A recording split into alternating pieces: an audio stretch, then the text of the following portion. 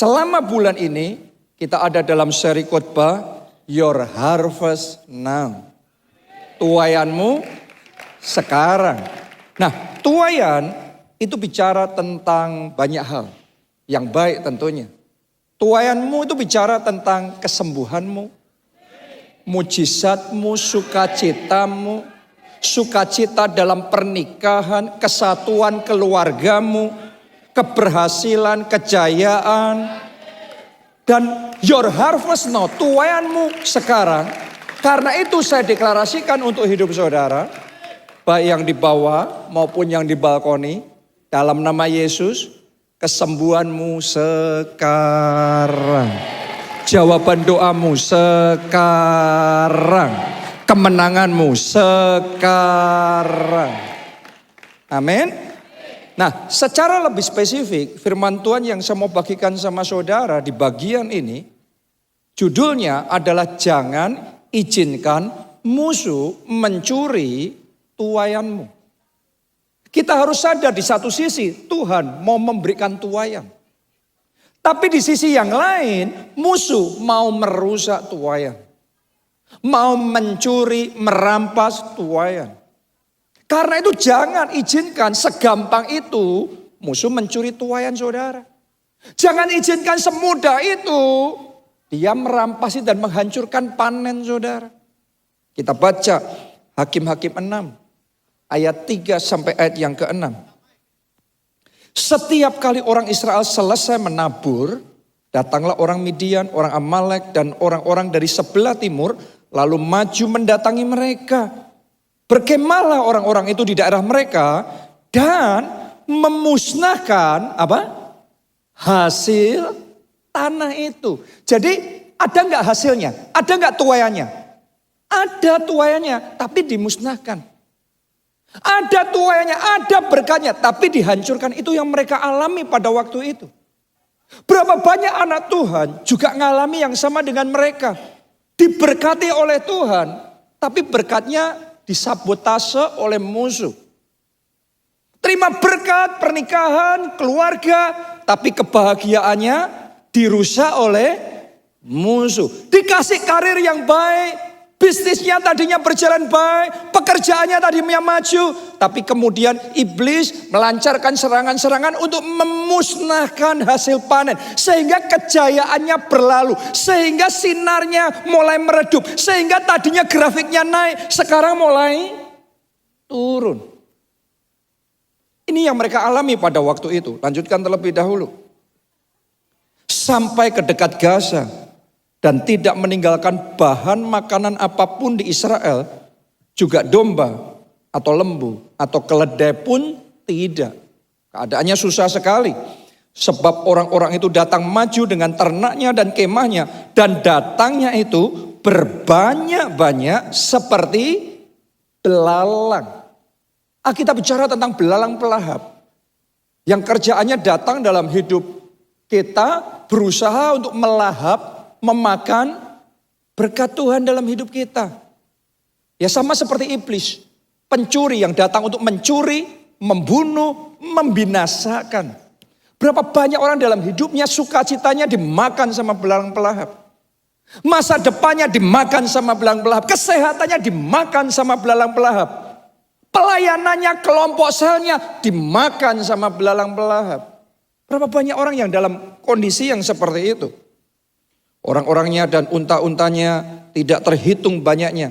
Sekaliannya datang ke negeri itu untuk memusnahkannya. Sehingga orang Israel menjadi sangat melarat oleh perbuatan orang Midian itu.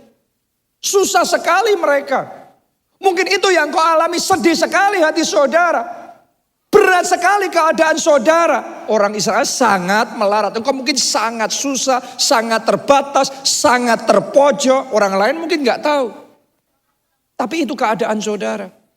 Dan kalau Anda dalam situasi seperti itu, saya punya berita baik buat saudara.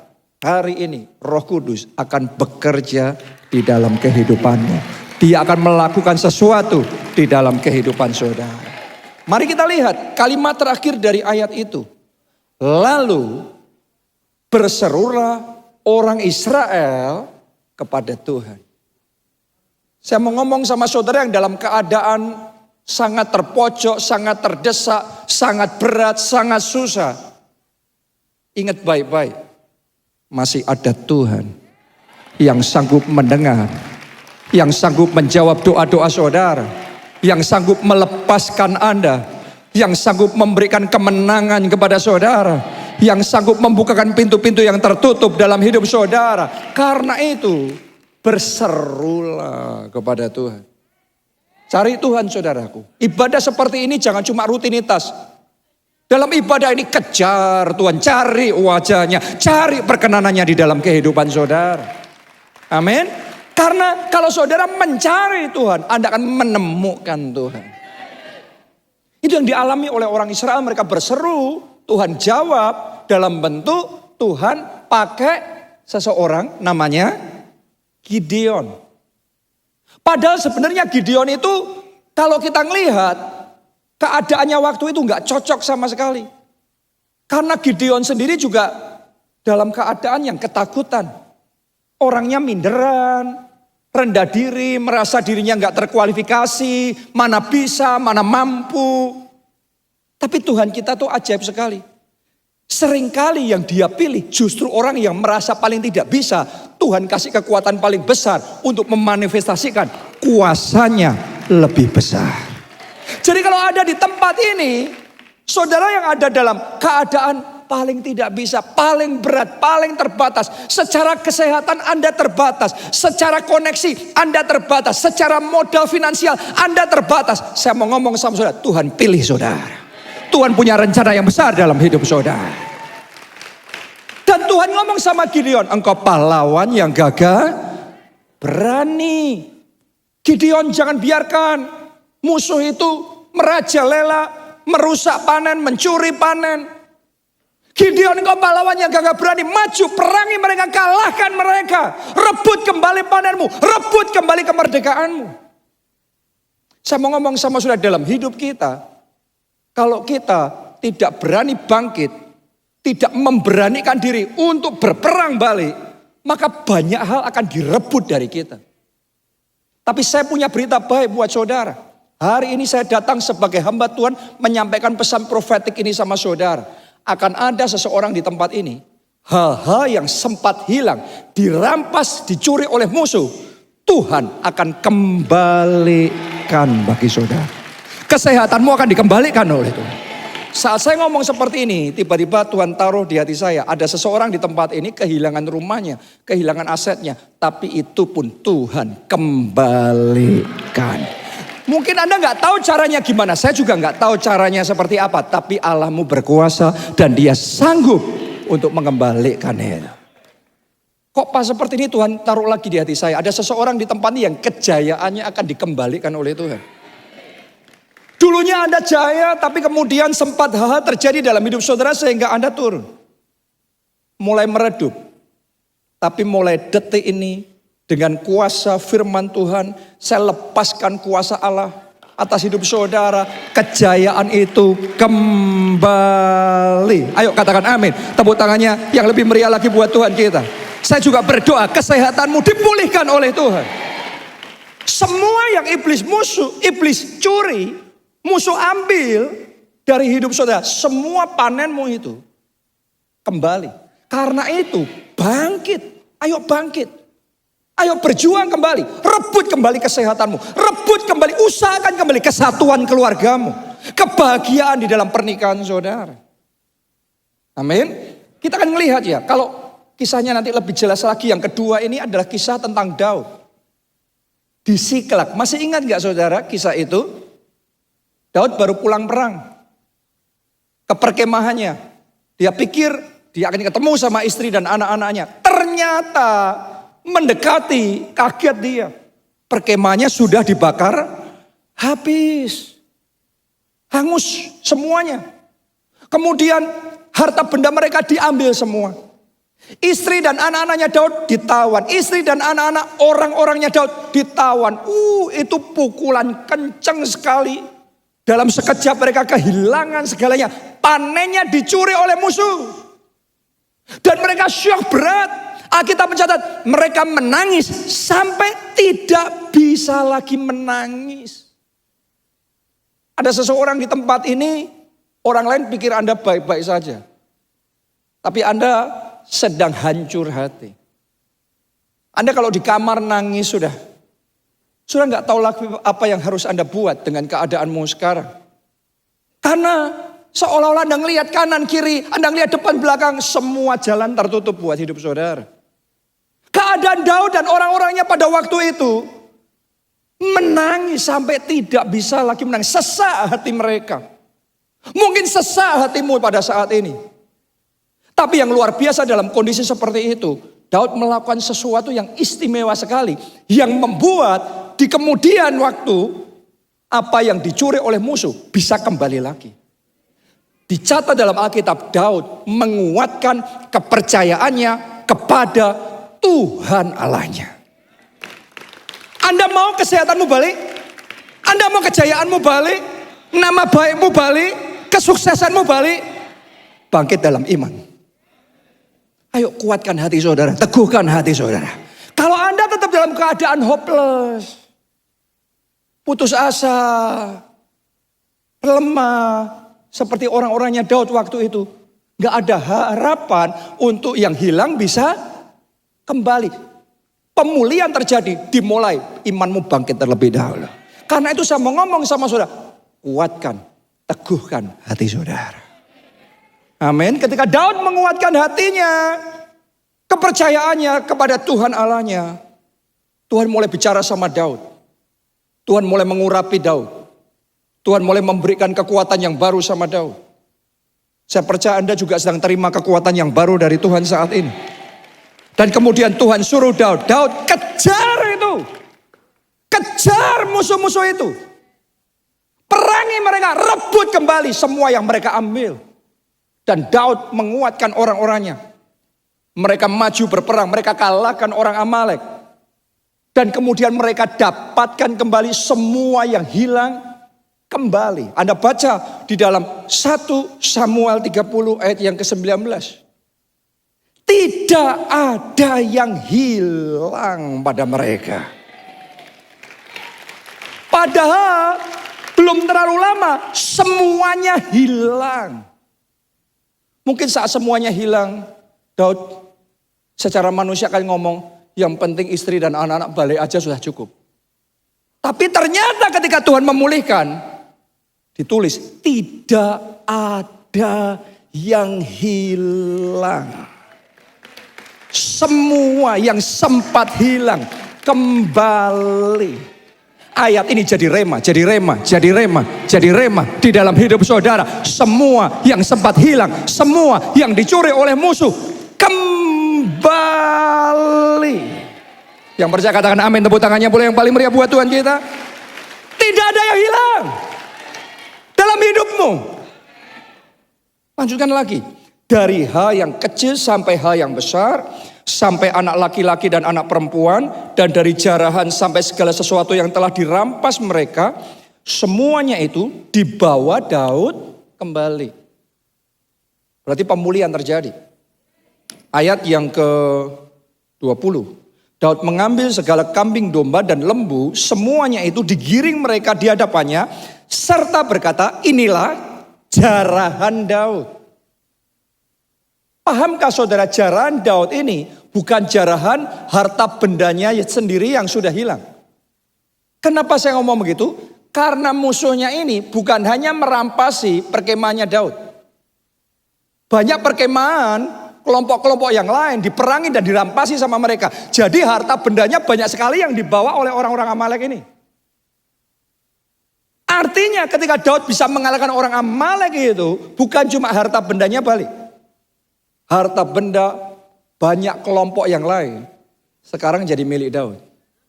Bukan hanya tidak ada yang hilang, tapi ekstra. Ada seseorang di tempat ini bukan hanya pemulihannya sama seperti kemarin.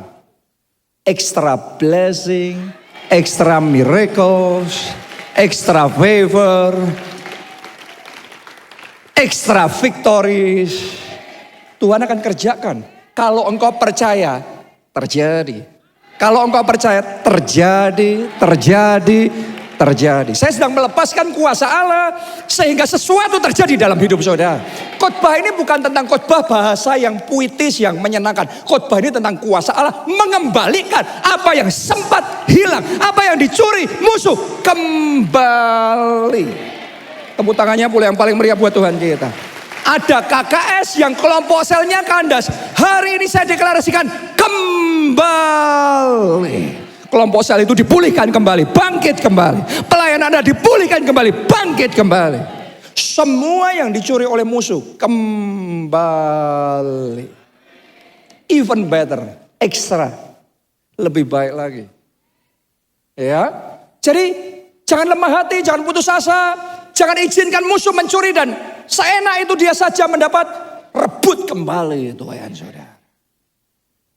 Saya tahu pemulihan sedang terjadi saat ini. Roh Kudus sedang bekerja. Nah, sekarang kita maju lagi. Saya mau bagikan sama saudara rahasia menjaga panennya kita, tuainya kita. Supaya jangan sampai dicuri oleh musuh. Jadi yang ini dijaga, jangan sampai dirusak, dikacaukan oleh musuh. Supaya keluargamu jangan sampai diobok-obok oleh musuh. Supaya rencana Tuhan yang besar, yang indah untuk hidupmu, itu semuanya bisa tetap tergenapi. Kita akan belajar dari kisah tentang gandum dan lalang yang diceritakan oleh Tuhan Yesus di Matius 13, mulai ayat yang ke-24. Yesus membentangkan suatu perumpamaan lain lagi kepada mereka.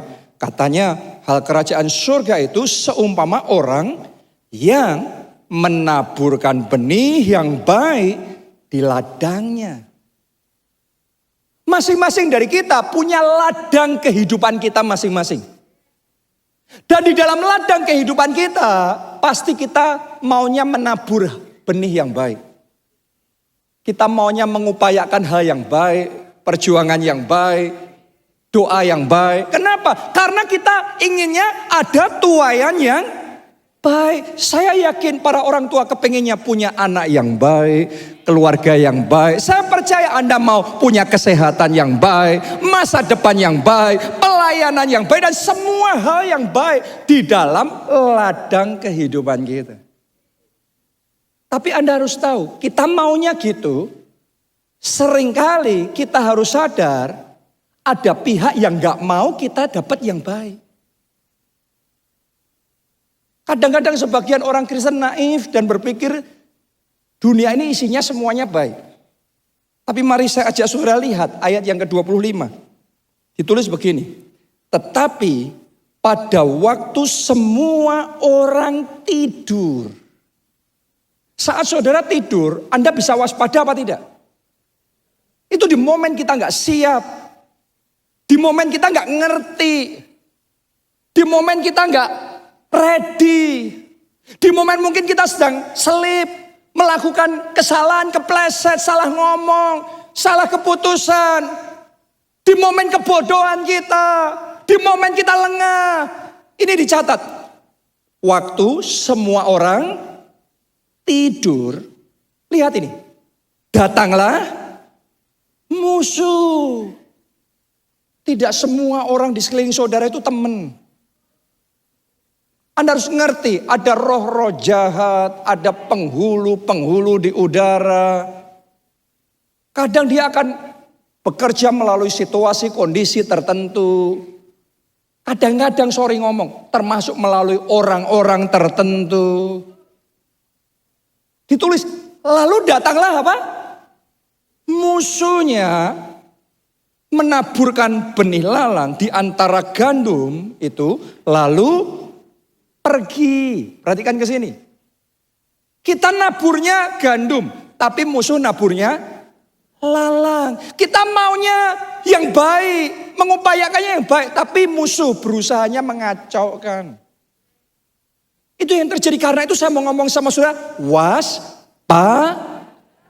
Jangan naif, jangan berpikir semuanya baik-baik. No. Selalu saja akan ada hal-hal yang seperti ini. Karena itu bisa muncul lalang di tengah gandum. Dan susahnya Yang namanya gandum dan lalang pada awalnya susah sekali untuk dibedakan. Benar-benar mirip sekali. Karena itu susah. Membedakan gandum dan lalang. Kita pikir ini gandum, ternyata lalang. Seringkali kecele. Kita pikir jalan ini lurus. Ujungnya maut. Kita pikir investasi ini cuan. Yang ada boncos. Kita pikir pekerjaan ini prospek. Ternyata kita pikir dia kawan. Ternyata lawan. Kita pikir ini domba yang baik. Ternyata serigala berbulu domba. Kita pikir dia teman. Tapi pagar makan tanaman. Teman Anda yang selingkuh sama suami saudara.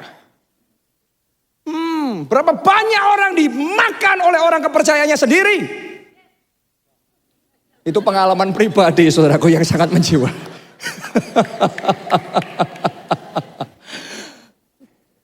Berapa banyak orang yang ngomong sama saudara mengasihi, ngomong mulut mengasihi, hatinya benci sama saudara. Ngomongnya mendukung, tangannya di belakang nusuk saudara. Susah membedakan yang mana gandum, yang mana lawan. Ayat berikutnya, 26. Ketika gandum itu tumbuh dan mulai berbulir, nampak jugalah lalang itu. Jadi lalangnya nampak setelah bertumbuh gandumnya, lalangnya kelihatan. Oh, ternyata ini lalang. Kita pikir gandum, tapi seringkali nampaknya setelah bertumbuh, alias sudah terlambat. Ketahuannya oh ini lalang, tapi sudah terlambat. Ternyata jahatnya luar biasa. Anda kayak nggak percaya, tega banget dia. Tega banget mencelakakan kita sampai seperti itu. Saudaraku, berapa banyak orang alami yang seperti ini. Kalau saudara sedang mengalami, dan kalau saudara belum pernah mengalami, mungkin Anda belum hidup terlalu lama.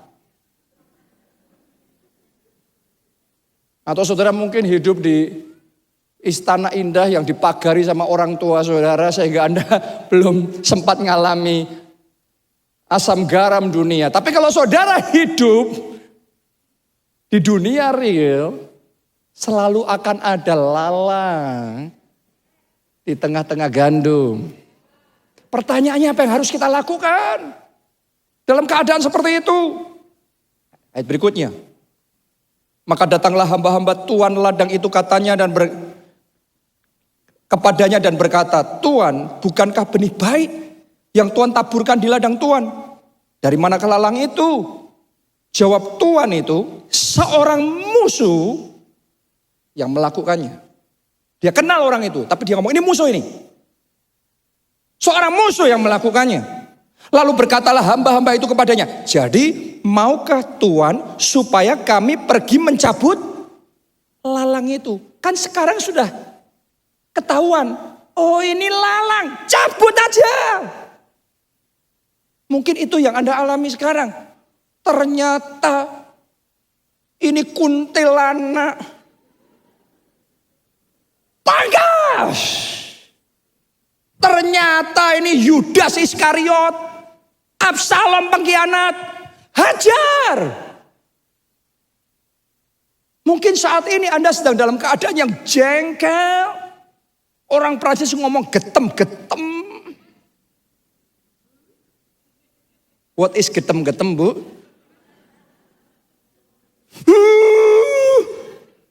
Ibu-ibu ya, berapa banyak yang sedang berencana mau ngelabrak perkuntilanak itu. Berapa banyak yang berusaha untuk main hajar. Jengkel sama supplier yang satu itu. Marah dengan relasi bisnis saudara yang satu itu. Dan kemudian kita ngomong ini, lalang ini bukan gandum, yang ini harus dipotong. Sama seperti pegawai-pegawai Tuhan tersebut. Ini potong aja, cabut aja. Tapi mari kita lihat apa jawaban Tuhan itu. Ayat 29. Tetapi ia berkata, hajar. Alkitabnya beda ya. Apa Tuhannya ngomong? Jangan. Boleh nggak ngomong kiri kanan? Jangan. Ada seseorang di tempat ini perlu dengar kata itu. Jangan. Ada suami di sini, ada seorang bapak pengusaha di tempat ini perlu dengar pesan firman Tuhan hari ini. Jangan. Amarahmu, emosimu yang sudah diubun-ubun mau dilampiaskan. Jangan. Mungkin Anda nggak terima. Kenapa? Mari kita lihat jawabannya. Sebab mungkin gandum itu ikut tercabut pada waktu kamu mencabut lalang itu. Tahukah saudara, ada tindakan benar tertentu yang kalau Anda lakukan di waktu yang salah, bukan cuma lalangnya yang kecabut, gandumnya habis sekalian. Dan Anda tidak punya panen. Anda tidak dapat tuaianmu. Makanya tuannya ngomong jangan. Kalau Anda emosi sekarang main pangkas, main hajar, kuntilanaknya benar pergi, suamimu ikut dia sekalian. Tuaianmu, pernikahanmu, keluargamu rusak. Makanya Tuhan itu ngomong jangan. Ada hal itu Anda benar, maksud saudara benar. Itu lalang yang ngerti. Anda nggak bisa terima benar. Tapi Anda hajar sekarang. Habis semua tuaianmu. Habis relasi bisnismu. Habis teman-teman saudara. Saya harus tahu dalam hidup seseorang kadang-kadang ada sifatnya yang baik, ada sifatnya yang kurang baik. Ada gandumnya dia, ada lalangnya dia. Dalam ladang kehidupan kita juga sama. Kita maunya semuanya gandum. Kayak pegawai-pegawai itu. Begitu ada lalang, hajar semuanya. No. Dalam hidup ini kalau kita mau menuai, kita harus belajar untuk nahan hati walaupun lalangnya ada. Tetap menguasai hati. Karena orang yang menguasai hati lebih daripada orang yang merebut kota. Belajar menguasai hati saudara. Di dalam pekerjaan saudara, belajar menguasai hati. Di dalam hubungan keluarga, belajar menguasai hati saudara. Di dalam pelayanan, belajar menguasai hati saudara. Sehingga tuaianmu tidak hilang. Itu syarat menuai. Kalau waktu itu main hajar, tidak ada tuaian. Dalam hidup sebagian orang tidak pernah ada tuaian. Kenapa? Main hajar tadi. Bertindak di waktu yang salah. Akhirnya hancur, berantakan semuanya. Bisnisnya hancur. Saudara punya relasi, ada sikap baiknya, ada sifat jeleknya. Anda main pangkas. Padahal dia dipilih oleh Tuhan jadi saluran berkat dalam hidupmu. Engkau nggak tahan sama lalangnya, engkau main hajar, engkau kehilangan dia semuanya. Dan kalau engkau lakukan itu sama banyak orang, semua saluran berkatmu Tuhan mau kasih, potongin masing-masing. Gak heran kering dari berkat Tuhan. Bukan karena Tuhan gak mau memberkati. Kitanya gak bisa menguasai diri. Akhirnya kehilangan tuaian kita. Kok saya pas ngomong begini, saya gak ngomong di ibadah-ibadah sebelumnya. Ada seseorang di sini, Anda seorang profesional, seorang karyawan. Anda emosi banget dengan sesuatu di tempat kerja saudara. Anda mau berontak, keluar saja. Tapi Anda lanjutkan itu. Anda akan terpotong dari berkat besar, promosi besar. Yang sebenarnya Tuhan siapkan dalam hidup saudara. Hari ini firman Tuhan menasihati. Jangan. Oke? Oh, saya berdoa ada seseorang yang mau mendengarkan firman Tuhan hari ini.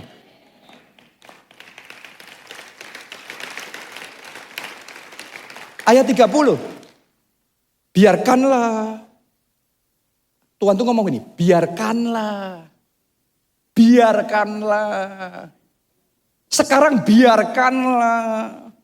Keduanya tumbuh bersama. Ya gandum ya, Lalang ngerti itu lalang. Biarkanlah keduanya tumbuh bersama. Sampai. Gak selamanya ya. Sampai waktu menuai. Jadi timing itu menentukan. Timing is everything. Anda kalau salah timing, Anda kacau semuanya. Tunggu sampai waktu menuai.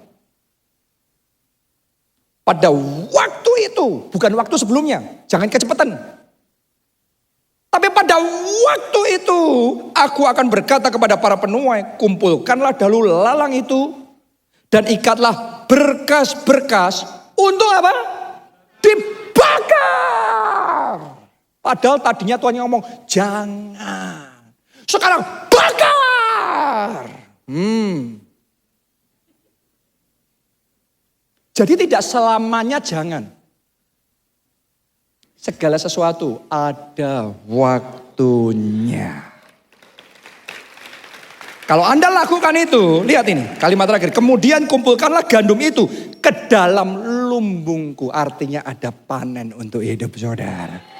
Kalau melangkahnya di momen yang tepat, panenmu engkau dapatkan, panenmu engkau nikmati di dalam kehidupan. Haleluya. Jadi untuk segala sesuatu ada waktunya. Ada waktu menabur, ada waktu menuai. Ada waktu Tuhan itu ngomong jangan. Ada waktu Tuhan yang sama terhadap lalang yang sama. Sekarang bakar. Jadi Anda tidak bisa memformulakan sesuatu kayak gitu terus jangan berarti jangan selamanya. No. Ada waktu kompromi. Ada waktu hajar. Yes. Untuk segala sesuatu ada waktunya. Pengusaha ada waktu mencari untung. Ada waktu membiarkan rugi. Kalau pengusaha nggak ngerti ini, keuntungannya pasti terpangkas banyak. Karena ada situasi tertentu, engkau harus mau rugi. Supaya kepercayaan terjaga. Supaya nama baik terjaga, harus rugi. Anda mau rugi, Anda dapat untung lebih besar. Anda nggak mau rugi, keuntunganmu terpotong besar. Tuayanmu rusak. Jadi semuanya ada waktunya. Ada waktunya untung, ada waktunya rugi. Nggak apa-apa, kasih aja. Ada waktu nahan diri. Untuk bersikap tegas. Kita ngerti belum waktunya. Tapi ketika waktunya menuai tiba. Ketika persiapan sudah matang. Sika. Kuntilanak itu. Sika. Oke. Tapi kalau Anda belum memenangkan kembali hati keluargamu, hati pasanganmu, main hajar saja, bablas semuanya. Tapi kalau sudah waktunya, begitu Anda tegas ini itu, semua lalang-lalang yang ada dalam hidup saudara dilenyapkan. Dan yang ada tuayan yang indah, sukacita yang indah, masa depan yang gilang gemilang, berkat-berkat Tuhan yang luar biasa, anugerahnya berlimpah dalam hidup saudara. Haleluya. Jadi saya ingin ajak saudara untuk ngerti, timing itu penting sekali untuk kita bertindak. Timing is everything. Mengumumkan, Pak Obaja mengumumkan proyek KACT juga butuh timing yang tepat. Karena kalau lagi beli tanahnya 2 hektar, 3 hektar, padahal kebutuhannya 20 hektar, terus sudah woro-woro kemana-mana, orang cari di tempat yang sama, rusak. Kita sudah tidak bisa beli lagi. Padahal di hati ini saya tahu benar. Di hati ini ketika kita sudah mulai dapat sekian hektar, sekian, kepengennya cerita. Tapi walaupun kepengen harus tutup mulut. Anda nggak bisa tutup mulut. Promosimu bisa disikat sama musuh. Banyak orang kehilangan promosinya, kehilangan berkatnya karena belum waktunya cerita sudah ngomong dulu. Anda harus tahu bahwa ketika sudah cerita sesuatu yang baik yang akan Tuhan kerjakan, engkau happy. Tapi temanmu belum tentu happy. Lihat itu loh, Kain sama Habel. Habel tuh ngapain Kain sih? Habel tuh cuma mempersembahkan korban yang benar, berkenan dan diterima sama Tuhan. Kain tidak. Tapi Kain iri, Kain bunuh Habel. Banyak orang tuh gak mikir, kalau kita cerita, sekedar asal cerita terus yang lainnya, emangnya kalau saudara happy dengan promosimu, semua rekan kerjamu happy dengan promosimu. Kalau belum apa-apa, belum waktunya Anda cerita, disabotase saudara. Ide baik sudah Anda ceritain dulu, Anda banyak ngomongnya cerita ide baik. Teman saudara banyak dengarnya, banyak prakteknya, Anda ketinggalan kereta. Dan Anda cuma bisa ngomong, kok tega ya, kok tega. Kita yang naif. Segala sesuatu ada waktunya. Saya berdoa hikmat yang dari Tuhan untuk saudara tahu apa yang harus engkau lakukan dan kapan melakukannya. Saya berdoa hikmat kayak gitu diberikan dalam hidup saudara. Hikmat untuk bertindak yang tepat di dalam pekerjaan. Hikmat untuk mengambil keputusan yang benar dan mengerjakan keputusan itu di timing yang tepat diberikan di dalam kehidupan saudara. Yang percaya katakan amin, yang mau katakan amin, dan kita kasih tepuk tangannya yang paling meriah buat Tuhan kita. Jadi melakukan hal yang benar di timing yang salah bisa merusak semuanya. Halnya benar, tapi timingnya salah, rusak panennya. Ngelakuin hal yang benar itu harus di timing yang tepat. Tuhanmu dapat. Waktu pembangunan gedung gereja kita di Jakarta, di Pantai Indah Kapuk, Pik, justru Tuhan ngomong saat lockdown, bangun, tender. Itu saat semua proyek berhenti, saat semua kontraktor nggak punya pekerjaan, kita tender sendiri. Dan jadi rebutan. Dan ketika tendernya deal, kita dapat harga yang benar-benar harga yang bagus sekali. Itu harga mujizat. 2 tahun pembangunan dijalankan, 2022 selesai. Saat 2022 inflasi naik tinggi sekali. Dan kontraktor yang sama ngerjain proyek yang lain yang sangat mirip dengan proyek kita, speknya sama, tapi harganya 300%, 3 kali lipat.